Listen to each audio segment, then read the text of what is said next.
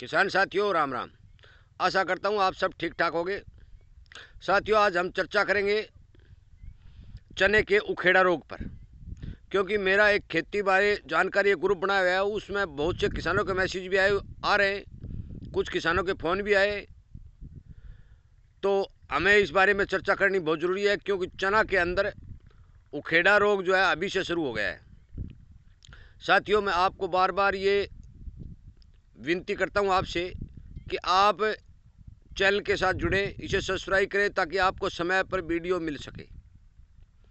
मैंने चना के जो उखेड़ा रोग है उसके बारे में एक पहले बिजाई के समय जो है वीडियो बनाया था, परंतु किसान क्या करता है, उस समय उस बात की अनदेखी कर देता है और बाद में जो नुकसान होता है तो उसकी भरपाई कैसे हो उसके बारे में वो पुरजोर कोशिश करता है।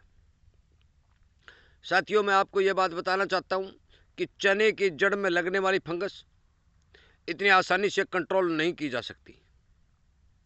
इसका बीज उपचार, इसकी बिजाई के समय ट्राइकोडर्मा का इस्तेमाल, कार्बोडिज्म का इस्तेमाल यदि हम कंटिन्यू रूप से करेंगे तो इसमें उखेड़ा आने के चांस बहुत कम होते हैं।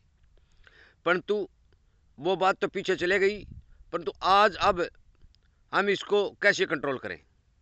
साथियों, जिन पौधों के ऊपर फंगस लग चुकी है, जिन पौधों की पत्तियां सूखने लगी हैं, उन पौधों का कोई इलाज नहीं हो सकता। वो पौधे दोबारा ग्रो करना बहुत ही मुश्किल है।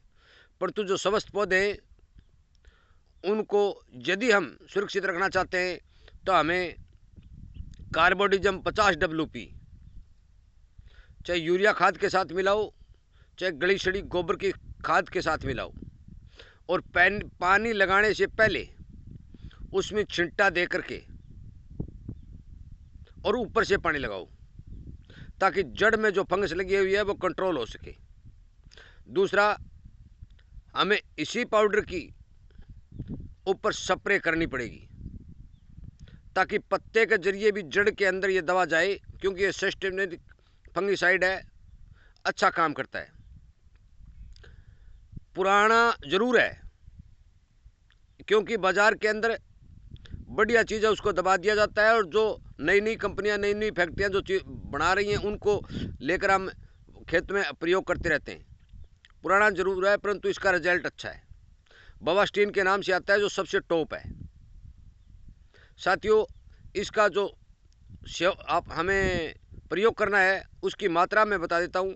आधा किलो प्रति एकड़ के हिसाब से हमें हमारे खेत में पानी लगाने से पहले किसी भी चीज़ में मिलाकर इसको छिड़कना पड़ेगा, और 250 ग्राम की स्प्रे करनी पड़ेगी।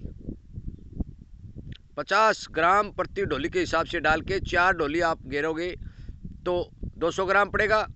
यदि 3 गेरोगे तो 150 ग्राम पड़ेगा। परंतु यदि आप 3 गेरते हो, क्योंकि चना की फसल अभी छोटी है, इसलिए यदि आप 3 गेरते हो तो उसमें आपको डोज बढ़ा देनी पड़ेगी। कम से कम 200 ग्राम प्रति एकड़ का ये पड़ना ही पड़ना चाहिए। दूसरा, मैं आपको बता दूं, आधा किलोग्राम किसी भी चीज़ में मिलाओ, चाहे यूरिया में मिलाओ, चाहे गोबर की खाद में मिलाओ, चाहे मिट्टी में मिलाओ, उसका छिट्टा लगाकर ऊपर से चने में पानी लगाएं ताकि ये जो फंगस है ये कंट्रोल हो सके।